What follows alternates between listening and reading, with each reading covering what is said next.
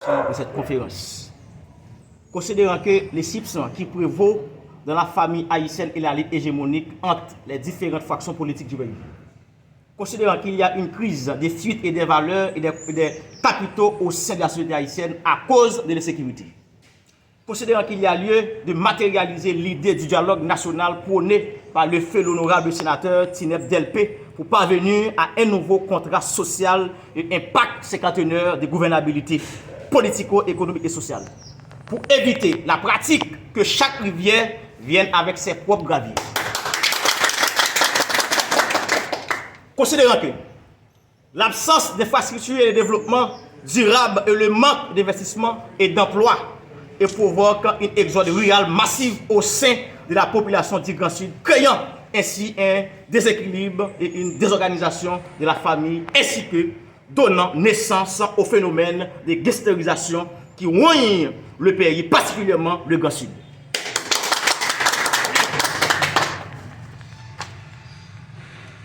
Considérant que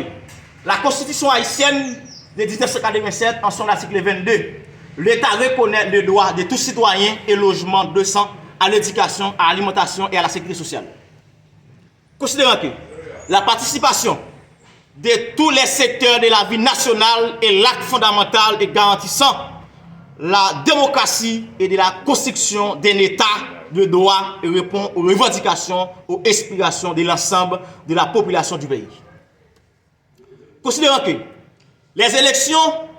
sont les seules voies fiables pour le renouvellement des institutions démocratiques. Considérant qu'il y a doté le pays d'une nouvelle constitution pour éviter que les futurs présidents ne sont toujours mineurs. Considérant que le Grand Sud, bastion de la résistance contre l'ex-premier ministre Ariel Henry, n'est loin d'être représenté dans le conseil présidentiel de transition. Après la considération précitée, nous dirigeants de l'ensemble d'organisations politico- et socio-économiques du Grand Sud proposent au conseil présidentiel de transition de rupture le citoyen Jean-David Genesté, l'ex-député de la 48e législative, homme d'État et ex-secrétaire d'État sur la présidence de Jocelyn Privé, un homme d'une grande expérience politique et détenteur de son véritable décharge, selon les rapports de la commission d'audit de la Cour supérieure des comptes du contentieux administratif, au poste de Premier ministre et honorable Jean-Marie Salomon comme ministre de la Justice et de la Sécurité publique. Merci. Les différents secteurs du Grand Sud, nous, ensemble des organisations, nous, ensemble représentants de plusieurs structures politiques et sociales, nous disons que nous proposons Jean-David Genesté, ancien député de la circonscription Caraïbes-Lavache, ancien secrétaire d'État à la formation professionnelle, qui vient de Diakoutli,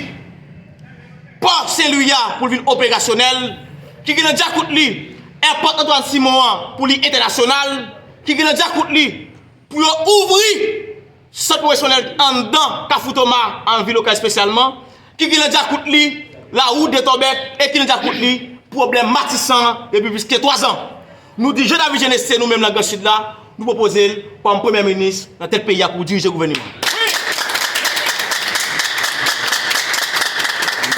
Et nous, différents secteurs du Grand Sud, proposer l'ex-sénateur Jean-Marie Salomon, ancien commissaire du gouvernement de la gestion des cailles, comme ministre de la Justice et de la Sécurité publique. Merci.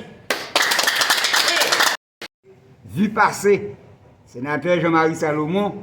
comme commissaire du gouvernement, l'homme de caméra, la Sassane proposé tout comme ministre de la Justice et de la Sécurité publique pour qu'il y a